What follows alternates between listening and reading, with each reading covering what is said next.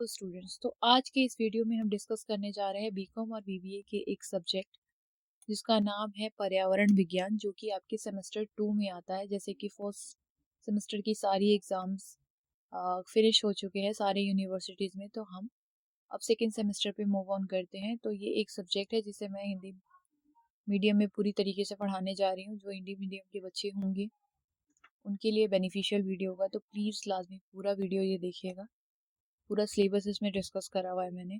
ये कोई बड़ी बहुत पैनिक वाला सब्जेक्ट नहीं है, बहुत इजी सब्जेक्ट है, आपने 12th में भी पढ़ा होगा।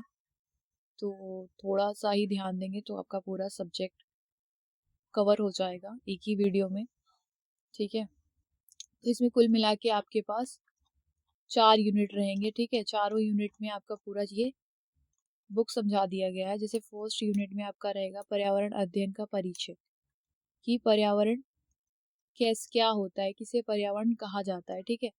तो इसमें हम पढ़ेंगे पर्यावरण अध्ययन की बहुविषयक प्रकृति, पर्यावरण के घटक पढ़ेंगे। वायुमंडल क्या होता है, जल मंडल क्या होता है, स्थल मंडल क्या होता है, जीव मंडल, बेसिकली कि पर्यावरण कौन कौन से टाइप के होते हैं वो हम पढ़ेंगे उसमें, ठीक है। उनका कार्य क्षेत्र क्या होता है, महत्व क्यों होते हैं, क्यों महत्वपूर्ण होता है वो, उसकी स्थिरता, सतत विकास की अवधारणा, पर्यावरणवाद, इसका पूरा इतिहास पढ़ेंगे कि क्या इतिहास है पर्यावरण का। ओके, तो फर्स्ट यूनिट में आपको पूरा इसके बारे में बताया जाएगा। फिर सेकेंड यूनिट है आपका रहेगा परिस्थितिकी तंत्र, मतलब परिस्थिति मतलब सिचुएशन के अकॉर्डिंग किस तरीके से पर्यावरण चेंज होता है। तो इसमें आपका एक टॉपिक तो रहेगा परिस्थितिक तंत्र की संरचना, ठीक है।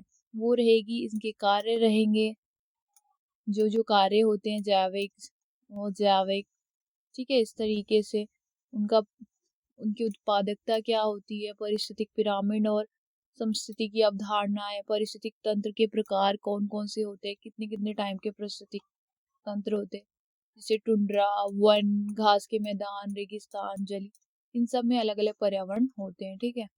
तो ये हम इसमें देखेंगे। फिर परिस्थितिक तंत्र की सेवाएं, वो क्या क्या हमें सेवा देता है, मीन्स हमें कैसे वो बेनिफिट करता है, हमारे लिए कैसे वो इम्पोर्टेंट रहता है, वो चीज़ें इसमें हम पढ़ेंगे, ठीक है।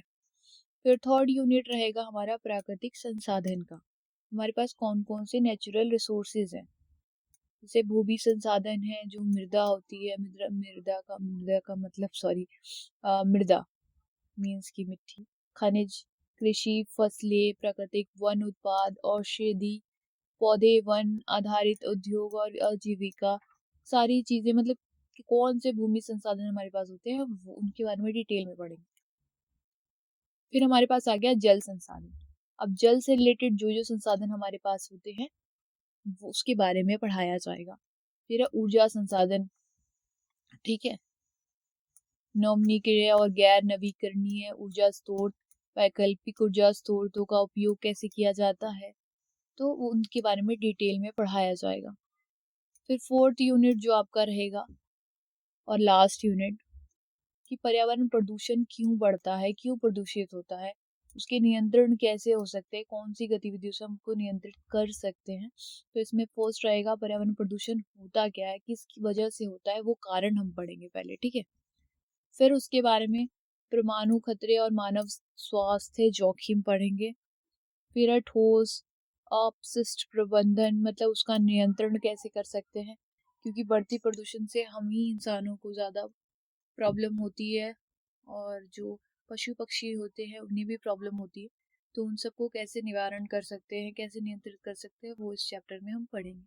फिर प्रदूषण के मामले, जैसे गंगा कार्य योजना है, दिल्ली वायु प्रदूषण और जन स्वास्थ्य मुद्दे, प्लास्टिक अपशिष्ट प्रबंधन नियम, भोपाल गैस, ये सारे मामले हैं जो सरकार हमारे लिए करती है। तो इसी के साथ हमारे पास सर 4 यूनिट में ये पूरा का पूरा बुक कह सकते हैं, या पूरा का पूरा ये आपका सब्जेक्ट कवर हो जाता है। कोई बड़ी चीज नहीं है, हम बहुत जल्दी कवर कर लेंगे।